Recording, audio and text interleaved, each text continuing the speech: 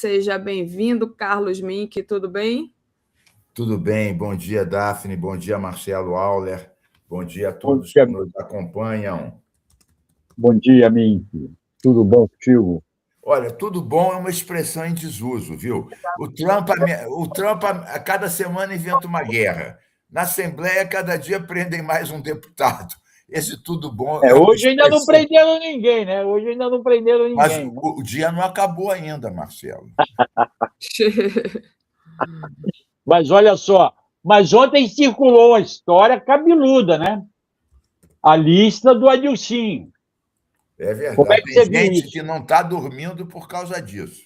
Pois é, uma lista com 29 milhões de valores pagos a candidatos e a políticos do Rio de Janeiro pela contravenção. Como é que fica isso, Mink? Olha, eu Me me lem- lembrei de Ó, uma história. você tem ideia, idade, a Daphne não tem. E eu lembrei isso aqui no outro dia. Você já era até deputado em 84, quando o Biscaia entrou na Fortaleza do Castor. Lembra disso? Eu não só Apreensão dos lembro. livros. Apreensão dos livros do Contabilidade do Jogo do Bicho, do Castor e do Turcão. O Marcelo, eu não só lembro disso, como ia contar uma história engraçada exatamente sobre isso. Então, o que acontece? Arrombam a fortaleza do nosso bicheiro mor, Castor de Andrade. E lá tem o nome de 7 deputados, inclusive do então presidente da Assembleia, José Nader. Eu pedi uma CPI, claro que eu não consegui aprovar a CPI, então eu armei uma cena inusitada. Se fosse hoje, eu talvez fosse criminalizado por alguma das minhas leis em defesa dos animais. Mas o que eu fiz? A gente soltou na Assembleia 7 bichos do jogo do bicho, mas bichos verdadeiros. Coelho, galo. Então, os seguranças ficavam correndo atrás. O galo pulava, o coelho pulava. E eu fui para o microfone da tribuna botar para tocar a música dos Titãs. Bichos escrotos, sair dos esgotos, largai o pé do cidadão civilizado. Então, essa foi a minha lembrança dessa história da lista do Castor. Agora, que coisa curiosa. Há mais ou menos um mês atrás, eu encontrei com o Procurador-Geral da Justiça, o chefe atual do Ministério Público. E eu estava O lá Antônio com José, o Antônio José. o Antônio José. Zé Campos Neto. Exatamente. E eu estava lá com um grupo de ambientalistas tentando convencer, e convencemos o MP a ajuizar ações contra leis complementares que estavam permitindo a especulação e desmatamento aqui no Rio de Janeiro. Logo no início da reunião oficial, com os subprocuradores, né, o GAEMA, o Grupo de Meio Ambiente, vários ambientalistas, o Antônio José chega para mim e fala: Mink, você não lembra, mas eu lembro de você. Quando a gente estourou aquela história do Castor, você foi o único deputado que foi na tribuna defender a ação do Ministério Público. Realmente eu não me lembrava, e ele me lembrou disso há 2 meses atrás. Eu tive com ele recentemente. Foi nessa época que eu o conheci, porque ele era um braço direito do Biscaia. Exatamente. Ele era o braço direito do Biscaia. Depois eu acho até que ele tem posições hoje bem diferentes da que tinha naquela época. Eu fico me perguntando se ele não está dormindo no ponto aí como chefe do MP do Rio. Ó, Em vários casos aí. na área ambiental ele está bem.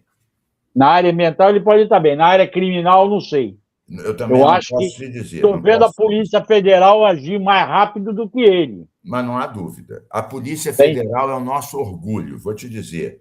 É o nosso orgulho a Polícia Federal. Aliás, Aliás, fala. quando eu fui ministro do Meio Ambiente, segundo o governo Lula, entre 2008 e 2010, era ministro da Justiça nosso grande companheiro, que eu tanto admiro, Tarso Genro. E eu pedi apoio, eu falei: Tarso, eu vou comprar uma guerra pesada na Amazônia, eu vou com tudo, fazer Operação Boi Pirata, preciso da Polícia Federal, da Polícia Rodoviária Federal, junto comigo no planejamento dessas ações. O Tarso Genro, no dia seguinte, botou o comandante da PF e da PRF para planejar as ações junto com a gente. Desde então, nunca mais deixei de ser fã da Polícia Federal. Pois é, eu conheci na primeira gestão. Eu acompanho a Polícia Federal há muitos anos. Claro. Curiosamente, ontem à noite, houve uma palestra no Clube de Engenharia com o diretor de inteligência da Polícia Federal, o doutor Almada. Tá? Eu fui convidado. Não podia, eu fui convidado, é verdade. Perdeu uma excelente palestra. E ele falou muito dessa Operação Redentor que eles estão fazendo no Rio. Ele disse, não adianta nós ocuparmos o Alemão, isso é bobagem. Vai lá, mata 125, sai de lá e fica tudo como está.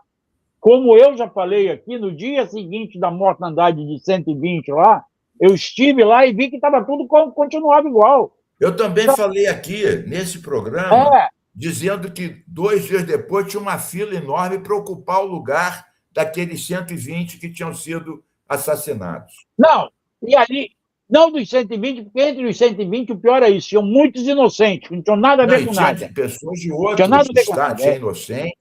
E tinha gente de outros estados. Verdade. Tinha de tudo. Agora, o que ele falou é o seguinte, o que nós temos é que combater o crime tomando poder dentro do Rio de Janeiro. Enquanto não se combater o crime tomando o poder, não adianta você querer combater lá na ponta. Marcelo, eu não só concordo contigo, como o meu refrão... Não, isso não sou eu, não, é o diretor da Polícia Federal falando. Eu concordo contigo e você concorda com ele, ou seja, nós concordamos com ele. Mas o que eu digo é o seguinte, o meu refrão atual é o seguinte, que é mais difícil despoluir a Alerj do que a Baía de Guanabara. A primeira vez que eu falei isso, eu fui contestado pelos bolsonaristas, está lá o Mink com demagogia, onde é que já se viu? Naquela época só tinham 3 presos. Depois foi preso mais um, esse candidato a senador, e 2 pais de deputados importantes do PL. O curioso é que toda essa turma que está sendo presa diretamente, ou está tendo seus pais, ou candidatos a senador presos, felizmente ninguém é da esquerda, da centro-esquerda, da democrata, antibolsonarista, é tudo bolsonarista de carteirinha. O mais incrível, Daphne e Auler, é que eles dizem nós somos os principais para combater a bandidagem, tem que passar o cerol na bandidagem, cancelar esses CPFs, tem orgasmos falando isso no microfone da Alerj. Daqui a pouco os bandidos são os companheiros deles próprios. Aliás, Daphne, outro dia eu me perguntei, eles defendem tanto o Trump, quando ele disse que o PCC e o Comando Vermelho eram organizações criminosas, o que significa que todos que têm relações com esses vão ter as contas bloqueadas. Eu me pergunto, no caso das pessoas do Comando Vermelho, agora considerada terrorista internacional, eles, sendo do próprio partido, quando eles são financiados pelo fundo eleitoral, será que aplicar a lei do Trump não significava considerar o PL como partido também terrorista a nível internacional, já que financia deputados ligados ao Comando Vermelho? É uma pergunta. Sobre essa questão do Rio de Janeiro em si, né, que você coloca como é difícil despoluir a Alerj, né? E também o porquê que eles ficam tão à vontade de cometer esses crimes, né?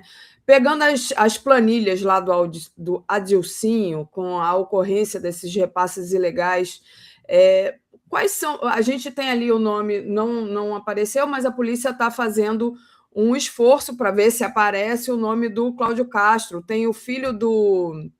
Como chama ele, aquele que foi preso? O filho do ex-governador Sérgio Cabral, o Marco Antônio Cabral, também, né? Então, assim, quais são as consequências políticas e institucionais para esses envolvidos, né? Porque senão fica tudo por isso mesmo, né? Você acredita, Mink, que esse caso agora, essa Polícia Federal, que você disse que se orgulha, pode representar um ponto de inflexão nessa limpeza do Rio de Janeiro? Você acha que finalmente o Rio de Janeiro está sendo passado a limpo?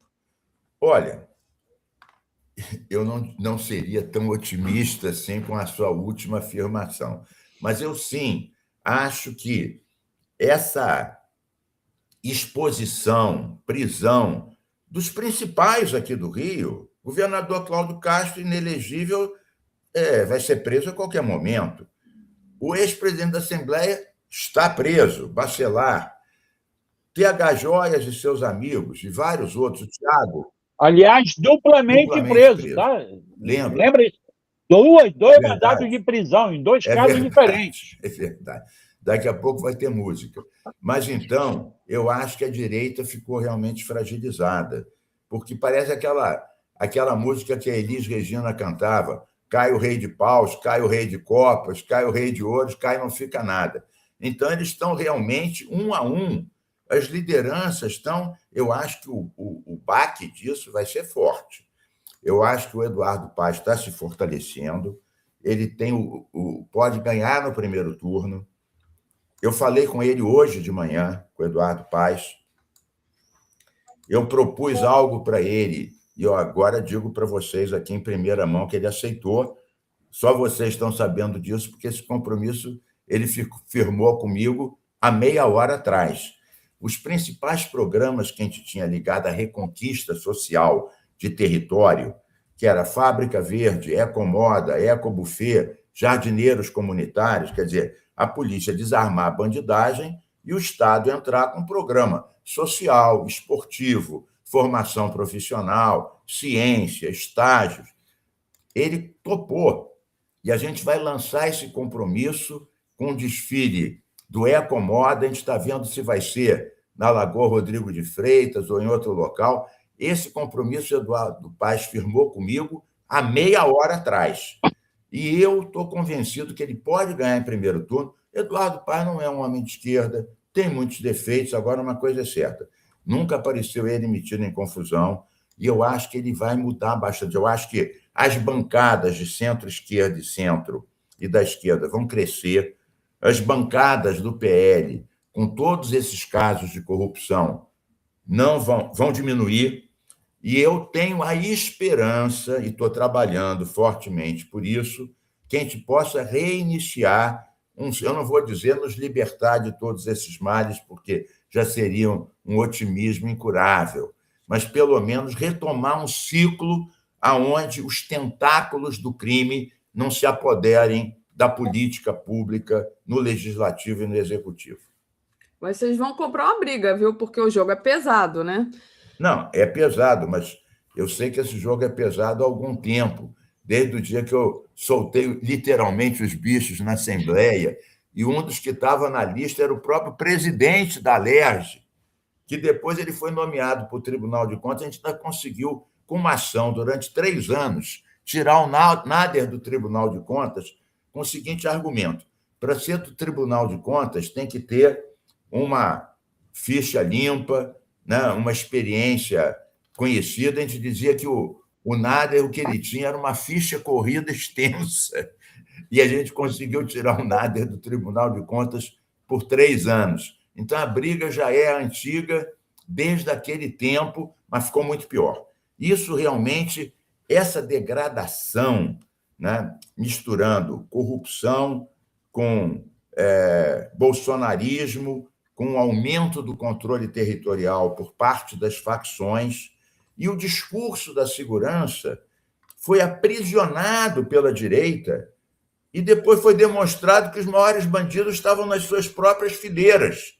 E o mais incrível, que a esquerda, que agora está retomando a luta contra a corrupção, que a gente nunca devia ter largado isso, né? A gente ficou acossado com a questão do Petrolão, do Mensalão, e agora a gente está retomando a luta que sempre foi nossa, assim como a bandeira da segurança pública, assim como a bandeira da soberania nacional.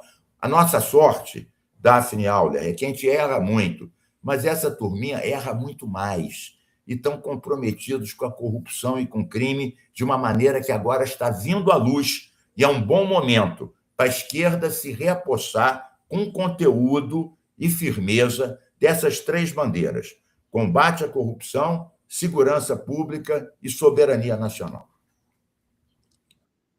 Você está falando que nós erramos, mas eles erram mais.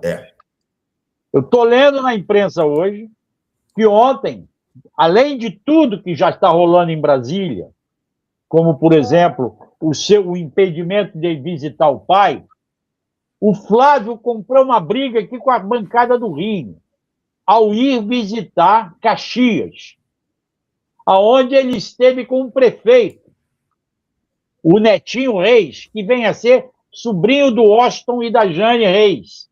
O Washington, ex-prefeito, Jane, deputada federal, se eu não me engano. E a Jane, o Washington e a Jane apoiam o Flávio Bolsonaro. A família Reis apoia o Flávio Bolsonaro. Mas a família Reis está apoiando o Eduardo Paes. Isso parece que deixou a turma do Douglas Ruas enfurecido da vida ontem. Você ouviu esses comentários ontem na LED?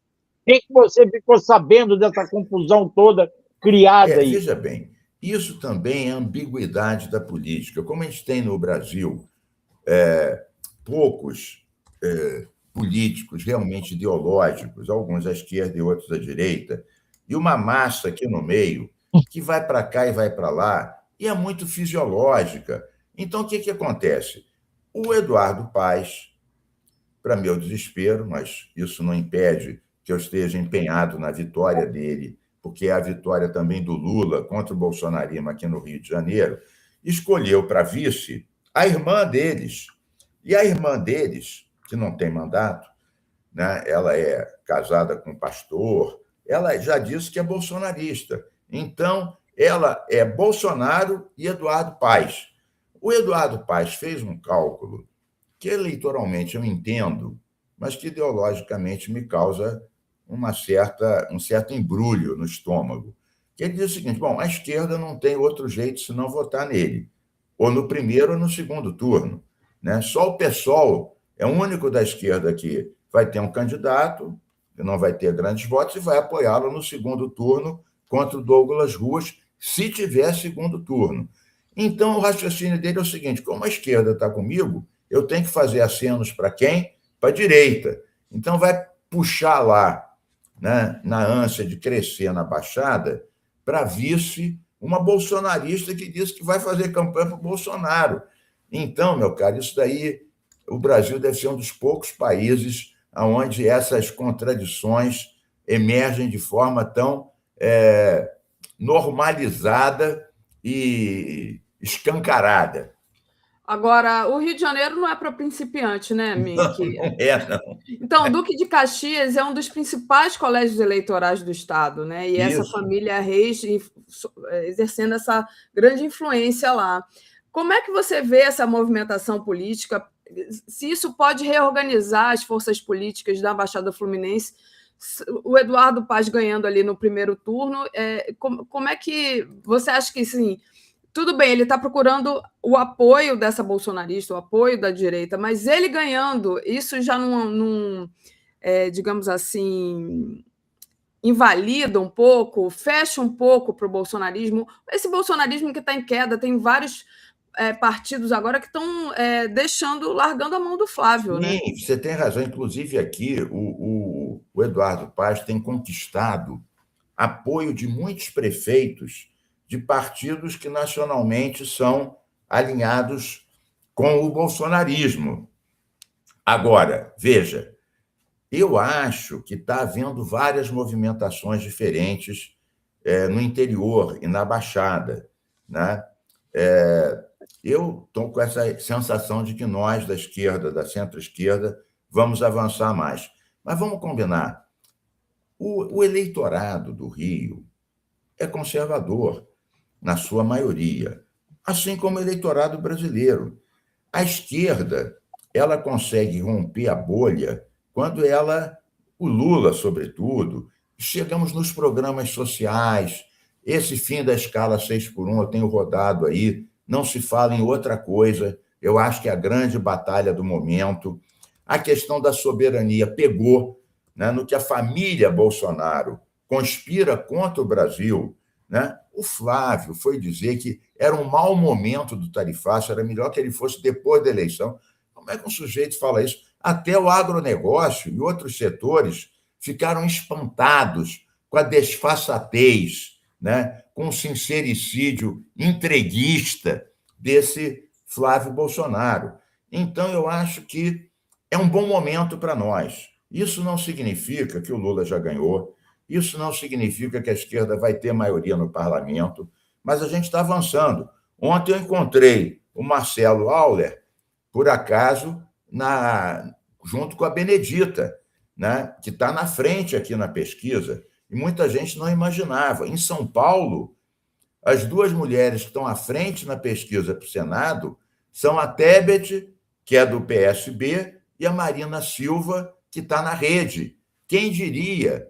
Em São Paulo, que é a grande aposta do bolsonarismo. As duas que estão na frente na corrida do Senado são do Lula e do Haddad. Então, eu acho que a gente tem que aproveitar esse bom momento e retomar as boas bandeiras. O Eduardo ganhando no primeiro turno aqui é muito bom, porque ele já fez tantas concessões, ele não vai ter que fazer outras. E a gente está correndo para amarrar compromissos dele com a esquerda. Foi o que eu falei com ele hoje, de manhã, e ele assumiu esse compromisso que eu acabei de informar aqui, em primeira mão, no vosso Bom Dia 247. Retomar programas de reconquista de território com base social, ambiental e cultural. Boa. Olha, eu acho ótimo, já que você falou que me encontrou ontem lá com a Benedita, eu quero anunciar que ela prometeu semana que vem estar aqui conversando com a gente. Vamos tentar. Amanhã nós vamos trazer, se os anjos permitirem e tudo der certo, o que é muito difícil, amanhã o Lindbergh deve estar aqui conversando com a gente também, para nos falar dessa questão toda do Flávio Bolsonaro lá em Brasília. Ele foi quem acionou o Supremo quando viu que aquela divulgação da carta feria as condicionantes impostas para ele ter essa prisão domiciliar. Mas essa turma está achando o quê? O cara está preso, condenado definitivamente, completamente diferente da questão do Lula. Que é a diferença do caso do Lula, né? Completamente. Que é a diferença o Lula não estava condenado definitivamente, faltava recursos. O Bolsonaro, como era presidente, ele foi julgado logo pelo Supremo, ou seja, a primeira instância dele já foi a última, e ele está definitivamente condenado. Só que ele quer que o sujeito fique condenado e agindo na política como se não tivesse nada. Está na casa dele, com as mordomias, as cartas são divulgadas, mas vem cá, o cara planeja um golpe, incluía matar o presidente, matar o vice, né? Fazer aquele monte de barbaridades e quer que o sujeito fique no bem bom da sua própria casa e ainda agindo politicamente como se não fosse um golpista condenado, né, por insurreição contra a democracia. Essa turma realmente está querendo o quê? Sombra e água fresca depois desse vexame, desse golpe antidemocrático? Pelo amor de Deus. Olha, Mink, eu acho, e eu quero deixar isso claro, muita gente, inclusive o próprio Lindbergh, queria que o Alexandre de Moraes mandasse o Bolsonaro de volta para a Papuda. Eu acho que o Alexandre de Moraes foi mais inteligente que todo mundo. Ao deixar o Bolsonaro em casa, ele não gera uma série de protestos dizendo: olha, está perseguindo, voltou para presídio, olha... A saúde, se ele morrer, a culpa vai ser do Supremo. E proíbe o filho de lá. Aí acabou o diálogo com o filho. Foi uma jogada de mestre, no meu modo de ver. Não sei se você concorda. Porque ele preservou o lado da saúde e cortou as asinhas da interferência descabida e desmedida de um preso em definitivo por conspirar contra a democracia, contra a Constituição, tentar matar dirigentes, insubordinação das Forças Armadas. Eles acham que isso tudo é o quê? É que nem roubar um frango assado na padaria para levar para o filho comer, porque esses bolsonaristas que dizem que tem que aumentar as penas de todo mundo, por eles nem tem audiência de custódia, não tem nada disso. O cara está fumando baseado, tem que ficar preso não sei quantos anos. Eles que são os punitivistas, agora, quando são pegos de calça curta, no meio de um golpe completamente sanguinário, querem que o sujeito tenha os direitos. Ele está sem direito político. Os direitos políticos dele foram cassados junto com a prisão. Né? Ele só está em casa por causa da saúde. E só faltava que ele fosse levado de van com seguranças para um comício. Só isso. E vocês viram que ontem o próprio Flávio disse que ganhar as eleições, quem vai colocar a faixa de presidente nele é o pai. Bolsonaro? Vocês viram isso? Eu vi. É inacreditável. Eu não vi. Pau. É descaramento absoluto.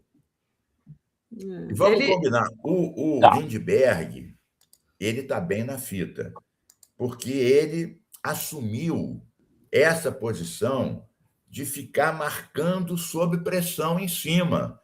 Porque um time tem que atacar e defender.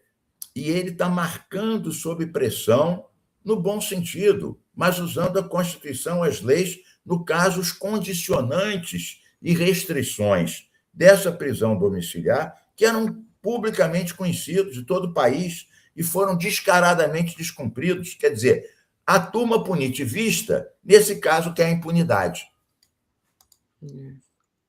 Ô, Daphne, eu te mandei aí pelo Zap o comentário de uma nossa internauta, Eugênia Ferraz, tá? Se você puder mostrar, ela não é nenhum chat, superchat, porque é um assunto que me preocupa demasiadamente. Eu estive com a ministra dos Direitos Humanos agora no BN10, semana passada, junto com a Eugênia, e eu falei disso. Por que o cara que deu a facada no Bolsonaro lá em 2018, 2018, na campanha. Na campanha que ele ganhou. Como é que é o nome dele? Para nós ajudou a campanha, a facada.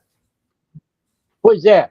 Por que esse cara está preso incomunicável se ele é um doente e precisa de tratamento? Por que o Ministério dos Direitos Humanos já passou Silvio Almeida, já passou a outra, que eu me esqueci o nome, Evaristo. Macaé Evaristo, passou essa. Macaé, todos eles, todas elas, ministros, eu disse assim, por que não vai se cuidar do... Me esqueço o nome dele agora. Adélio Bispo. Ele não pode estar isolado numa cela. Ele precisa estar num hospital. Olha só. E não se cuida disso. Eu me lembro, o Daphne e Auler, eu me lembro essas contradições do bolsonarismo de querer ser completamente, sem nenhuma condescendência, com nenhum tipo de delito, e depois quererem toda a colher de chá. Eu me lembro daquela deputada fujona, que até pouco tempo estava presa na Itália. Vocês sabem de quem eu estou falando, né? A Zambelli. Quando ela era deputada, estava sendo votado um projeto que foi proposta por uma deputada do PT, se não me engano, de fornecer absorvente íntimo, absorvente higiênico para as presas. Ela votou contra, falou assim, é um absurdo, não tem que dar colher de chá. Quando ela estava presa na Itália, ela reclamou que não estavam dando shampoo para ela. Aí eu desafiei os bolsonaristas da LERJ a fazer uma vaquinha Pix para comprar um shampoo bem bacana para a Zambelli. Agora, vejam lá, ela foi contra fornecer absorvente íntimo para as presidiárias, dizendo preso não merece nada. Depois, ela presa numa prisão de Roma, reclamou que não deram shampoo para ela. Você vê que a coerência não é o forte dessa rapaziada golpista e obscurantista. Visivelmente, coerência passa longe.